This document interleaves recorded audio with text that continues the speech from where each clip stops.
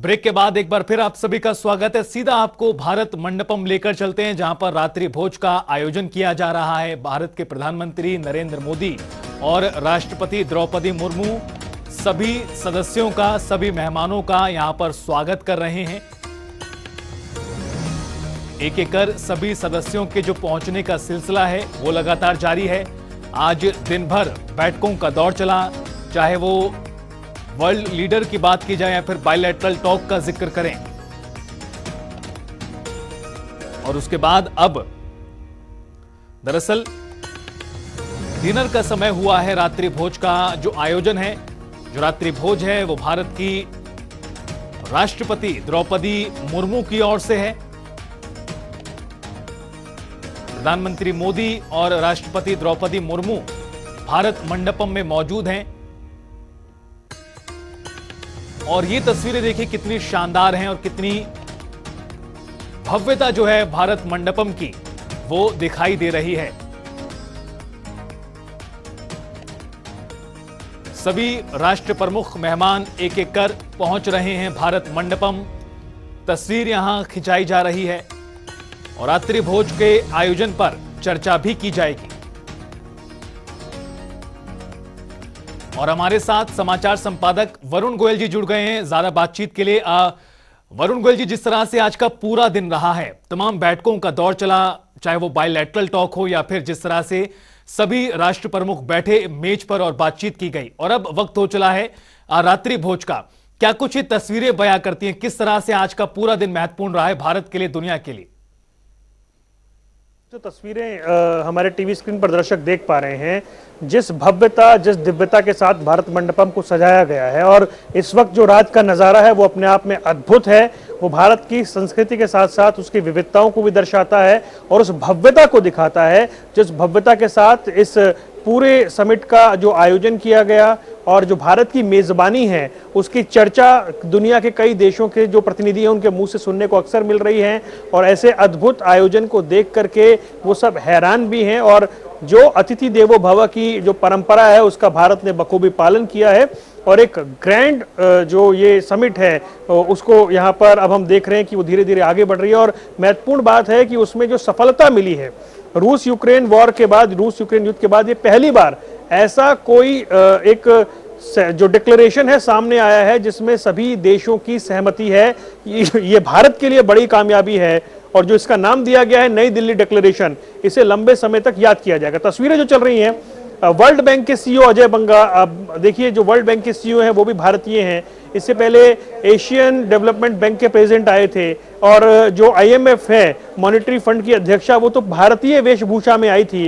राष्ट्रपति और प्रधानमंत्री उनका स्वागत कर रहे हैं। जो G20 के मेहमान हैं उनके सम्मान में ये रात्रि भोज रखा गया है। और जो तस्वीरें हमारे टीवी स्क्रीन पर आ रही हैं, अजय बंगा को हमने देखा जो वर्ल्ड बैंक के प्रेसिडेंट हैं और एक भारतीय हैं, ये बड़ी बात है। ऋषि सुनक एक भारतीय हैं, उनको हम देखते हैं। प्रवीण जगन्नाथ जो मॉरिशस के राष्ट्राध्यक्ष हैं वो भारतीय हैं। तो भारतीय हर तरफ दिखाई दे रहे हैं, वो एक अलग बात है ही। इसके अलावा जिस भव्यता की तस्वीरें टीवी स्क्रीन पर चल रही हैं, जो दर्शक देख पा रहे हैं, भारत मंडपम को जैसा सजाया गया है वो एकदम अलौकिक दृश्य है। और उसके साथ ही उसकी खूबसूरती बढ़ रही है। आज मौसम ने बड़ा साथ दिया और जो AQI है वो लेवल बड़ा डाउन रहा, रह रहकर हल्की हल्की फुहार उठती रही दिन भर। और ये तस्वीरें देखिए, मिस्र के राष्ट्रपति आ गए हैं, प्रधानमंत्री खुद उन्हें हाथ पकड़कर लेकर आए हैं।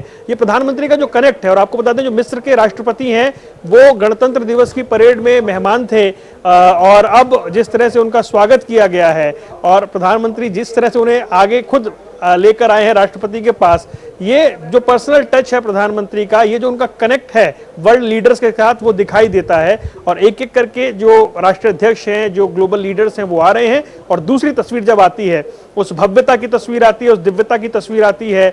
भारत मंडपम के बाहर जो एक विशालकाय नटराज की प्रतिमा है, उसके चारों तरफ जो फव्वारे हैं, जो झरने हैं, वो एक अद्भुत वातावरण बना रहे हैं। और एक एक करके जो राष्ट्राध्यक्ष हैं, राष्ट्राध्यक्षों के अलावा जैसे मैंने बताया Asian development bank, world bank और Indian monetary fund, international monetary fund, IMF, और ये सभी संस्था जो हैं, चाहे वो WHO हो, चाहे UN हो, सभी के जो प्रमुख हैं वो यहाँ पर पहुँच रहे हैं। एक एक करके उनका काफिला पहुँच रहा है। और जो इसके अलावा देश भर से जो मुख्यमंत्री हैं उन्हें बुलाया गया है। तो हरियाणा के मुख्यमंत्री मनोहर लाल, हिमाचल प्रदेश के मुख्यमंत्री सुखविंदर सिंह सुक्खू, ममता बनर्जी, नीतीश कुमार, स्टैलिन और जो बीजेपी शासित राज्यों के मुख्यमंत्री सभी वहां पहुंच रहे हैं। हालांकि राजस्थान और छत्तीसगढ़ के मुख्यमंत्री वो नहीं पहुंचे हैं, लेकिन इसके अलावा सभी जो राज्यों के मुख्यमंत्री हैं वो हैं, सभी कैबिनेट मंत्री, सभी राज्य मंत्री हैं।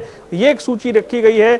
राजनीतिक दलों के प्रमुखों को नहीं बुलाया गया है, उसको लेकर एक विवाद भी हुआ, लेकिन विवाद अभी पीछे है। और ये तस्वीरें आप देखिए, एक एक करके प्रधानमंत्री जिस तरीके से सभी मेहमानों को राष्ट्रपति के पास ला रहे हैं, उसके बाद एक फोटो ऑप होता है, उसके बाद फोटो ऑप के बाद फिर उनसे आग्रह किया जाता है कि आप जहां पर ये कार्यक्रम रखा गया है, डिनर हो रखा गया है, वहां पहुंचे। लेकिन उससे पहले एक आपस में वार्ता होती है।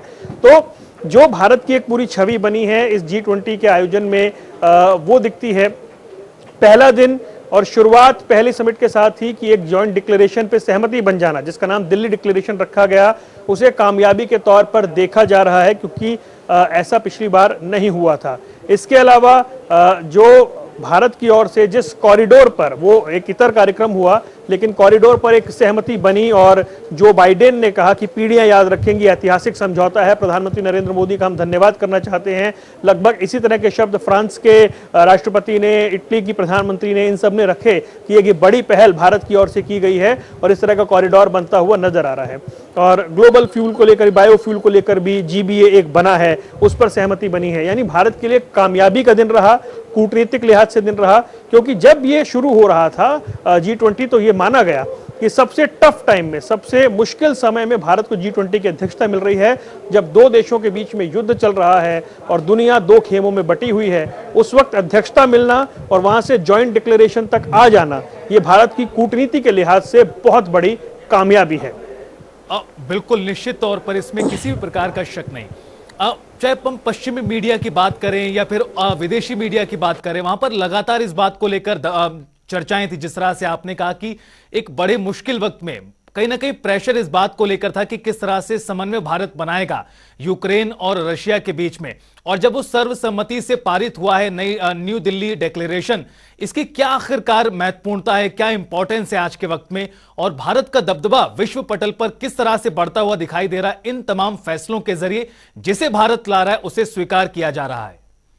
देखिए रितेश, ये 37 पेज का डिक्लेरेशन है। एक तो ये महत्वपूर्ण बात है। दूसरी बात ये है कि इसके अलावा प्रधानमंत्री ने बाली में जो बात कही थी कि आज का युग जो आज का युग है वो युद्ध का युग नहीं है, उस बात को रेखांकित किया गया है। और पिछली बार इमैनुअल मैक्रोन ने इस बात को दोहराया था कि भारत के प्रधानमंत्री ने ऐसा कहा है, तो आज के डिक्लेरेशन में उसको रखा गया है। इसके अलावा जो भारत ग्रीन एनर्जी पर काम करना चाहता है, उसे बड़ी प्रमुखता से रखा गया है। यानी जो भारत के अंदर अध्यक्षता हो रही है, लेकिन भारत के प्रस्तावों का बड़ा असर दिखाई दे रहा है। टूरिज्म में गोवा के रोड मैप की चर्चा हुई है।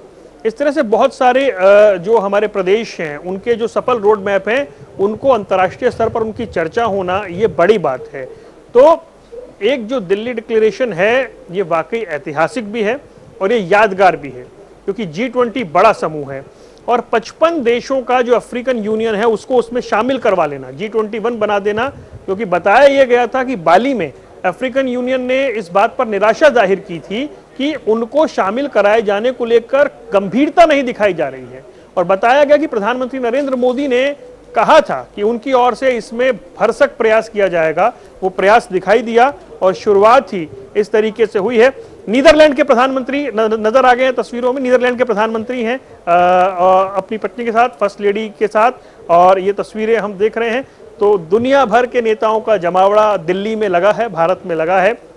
दिन भर की कामयाबी के बाद अब समय है उनके सम्मान में डिनर का। तो तस्वीरें हम देख रहे थे, नीदरलैंड के प्रधानमंत्री जो वहां पर पहुंचे हैं, उनका स्वागत किया गया है। एक एक करके सभी राष्ट्राध्यक्ष आ रहे हैं। अभी जापान, अमेरिका, सऊदी, ये बहुत सारे देश के जो प्रमुख हैं उनको यहाँ पर पहुंचना है। फ्रांस, बांग्लादेश, सभी जो तस्वीर हमने सुबह देखी थी कि उनका भारत मंडपम में स्वागत प्रधानमंत्री ने किया था, अब प्रधानमंत्री और राष्ट्रपति मौजूद हैं स्वागत करने के लिए डिनर पर। और क्योंकि डिनर के मेन्यू की बड़ी चर्चा हुई है, भव्य आयोजन है और एक ऐसा आयोजन है जो यादगार रहेगा। और देखिए तस्वीरों में फिर अब शेख हसीना बांग्लादेश की प्रधानमंत्री भारत में एक चर्चित चेहरा रही हैं, लोकप्रिय प्रधानमंत्री हैं बांग्लादेश की, भारत के साथ एक कनेक्ट अच्छा है। पिछले समय में जो कुछ चीज़ें जो कड़वाहट हुई थी बॉर्डर से लेकर के पानी के बंटवारे को लेकर के, उन सबको पीछे छोड़ते हुए भारत और बांग्लादेश रिश्तों की नई ऊंचाइयों को छू रहे हैं, जिसमें शेख हसीना के उदारवादी चेहरे की बड़ी चर्चा होती है। तो शेख हसीना जो है वो तस्वीरों में दिखाई दे रही है। बिल्कुल, और ये तस्वीरें लगातार हम अपने दर्शकों को भी दिखा रहे हैं किस तरह से आज का दिन सफल रहा है, अलग अलग मुद्दों को लेकर, अलग अलग प्रस्तावों को लेकर जिन्हें आज पारित किया गया। बहुत बहुत शुक्रिया आपका तमाम बातचीत और जानकारी के लिए। तो लगातार जो तस्वीरें बेहद ही भव्य सामने आ रही हैं भारत मंडपम से, और जो फोटो ऑफ और लगातार जो सदस्य मित्र हैं, हमारे प्रमुख हैं, राष्ट्र प्रमुख, वो पहुंच रहे हैं रात्रि भोज के लिए। फिलहाल रुकेंगे छोटे से ब्रेक के लिए। आप देखते रहिए जनता टीवी।